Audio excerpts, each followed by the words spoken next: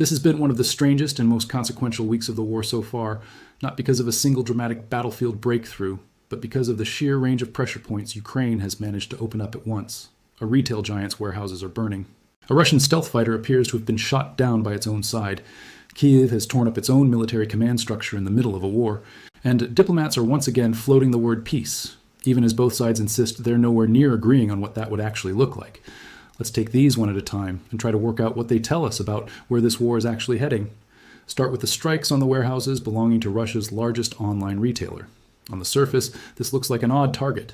It's not a tank factory or an airbase, it's a delivery company, the kind of business every Russian household relies on for everything from nappies to washing machines. But that's exactly why it matters. Over the past week, Ukrainian drones and missiles have hit at least 4, and quite possibly more, of this company's giant distribution hubs, stretching from just outside Moscow to deep into Russia's south, over 400, and in some cases, close to 700 kilometers from the front line. The casualty figures reported by Russian officials run into the dozens, with several people confirmed killed and many more injured. The reason this counts as a legitimate military target, rather than simple economic sabotage, comes down to what these warehouses actually stock. This isn't only nappies and washing machines. Browse the retailer's own listings and you find body armor, ballistic helmets, rifle scopes, and night vision equipment, alongside a huge range of drone components, motors, spare parts, signal boosters, jammers, and drone detectors. There is no meaningful civilian market for a signal jammer or a drone detector. That's battlefield equipment, full stop. The site also sells the fiber optic spools used to control first-person view drones at extremely long range, immune to electronic jamming, and the release mechanisms that let small drones drop grenades on infantry positions. Even the customer reviews give the game away, with soldiers openly discussing how well the jamming equipment performs against incoming attack drones, and at least one buyer asking whether a military discount applies because he's serving in the war.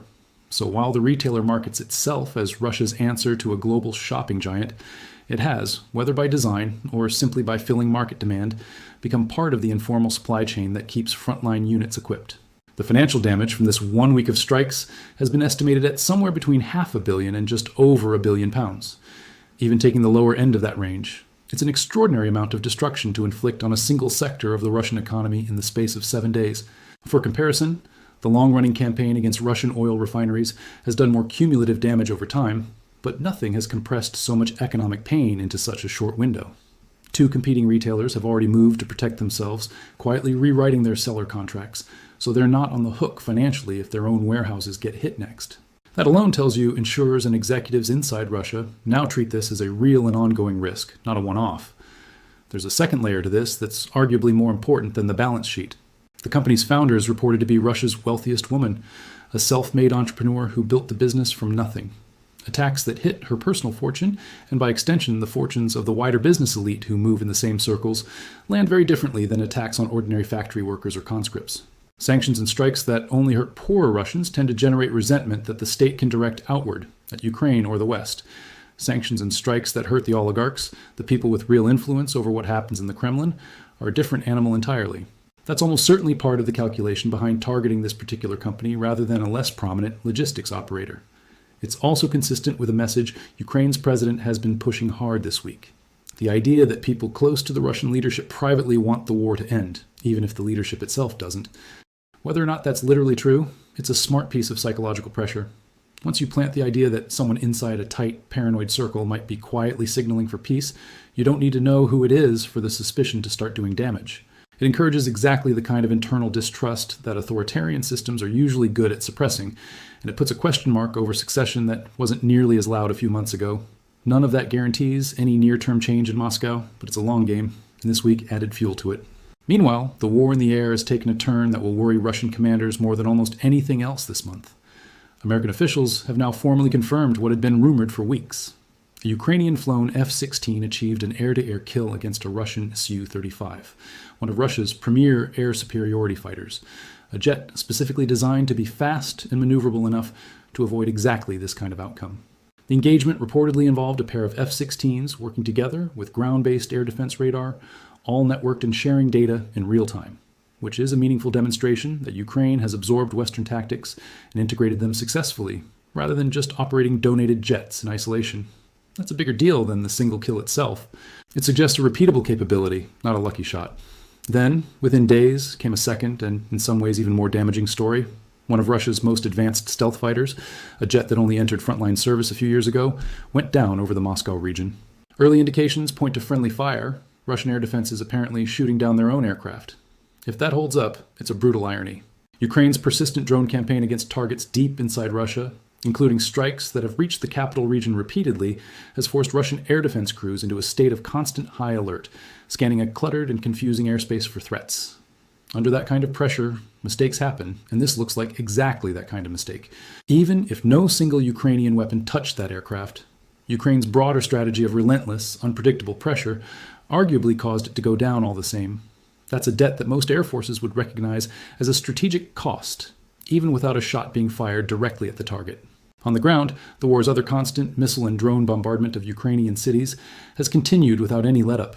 Ukraine's Air Force reported close to 1,000 missiles and drones launched at targets across the country this week alone, and a strike on a food processing facility killed several people and injured many more. Interestingly, there are also unconfirmed suggestions that Ukraine may be probing similar targets deep inside Russia, food processing sites that could plausibly be feeding military logistics chains. If that pattern solidifies, it would represent yet another quiet expansion of what counts as a legitimate target in this war: food supply infrastructure joining energy, retail logistics, and heavy industry on the list.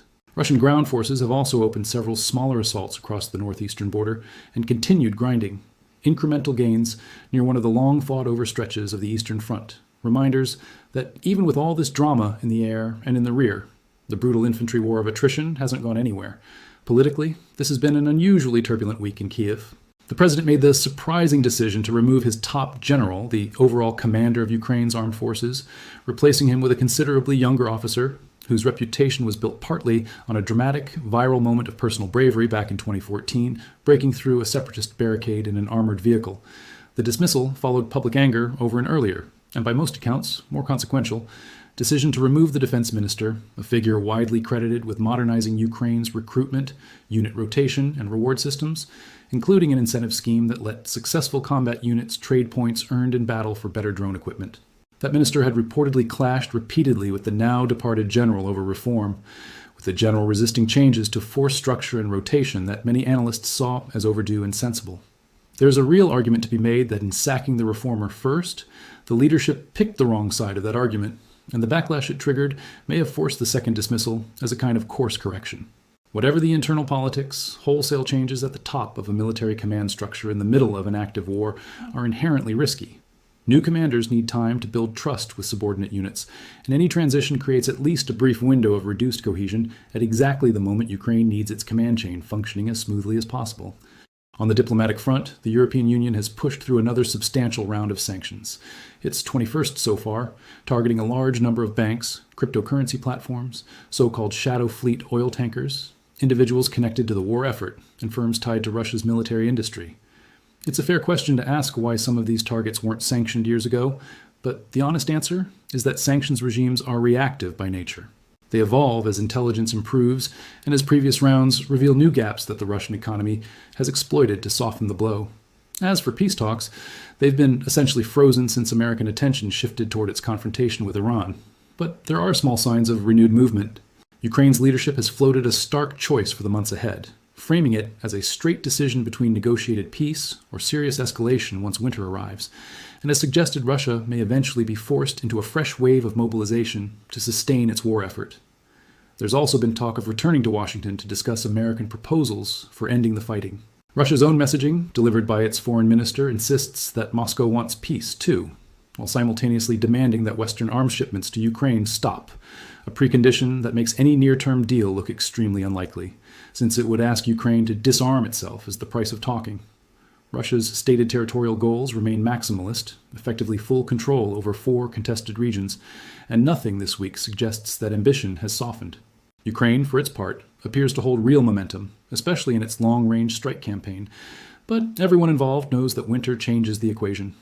Ukrainian officials have already warned residents in areas north of Kiev to brace for serious hardship once the cold sets in, given the sustained damage already done to power and heating infrastructure. What's manageable in July becomes a genuine humanitarian strain in January. It's also worth pausing on how these different pressure points reinforce one another rather than operating in isolation. A retailer that loses its distribution hubs can't easily resupply the jammers and drone parts that frontline units depend on, which in turn makes those units more vulnerable to exactly the kind of long-range drone strikes hitting oil depots and airfields elsewhere in the country. A country whose air defense network is stretched thin trying to track incoming drones day and night is more likely to make the kind of fatal misidentification that appears to have brought down its own advanced fighter jet. And a leadership distracted by internal command upheaval in Kiev is, in theory, an opportunity for Moscow to press an advantage on the ground. Yet there's little sign so far that Russian forces have the spare capacity to exploit it, given how thin their own troop replacement pipeline has become. Each of these threads makes the others more painful, which is presumably exactly the intent behind running so many campaigns simultaneously rather than picking one and focusing resources there. Put all of this together, and you get a war that looks less like a single front line moving back and forth, and more like a set of overlapping pressure campaigns, hitting Russian retail logistics, Russian airspace, Russian oil infrastructure, and Russian domestic morale all at once, while Ukraine simultaneously reshuffles its own command structure and tests the diplomatic waters. None of these threads guarantee an ending anytime soon, but taken together, they suggest a conflict entering a phase where economic exhaustion, political friction inside the Kremlin's own elite, and the sheer accumulated weight of long-range strikes may end up mattering as much as anything happening along the physical front line.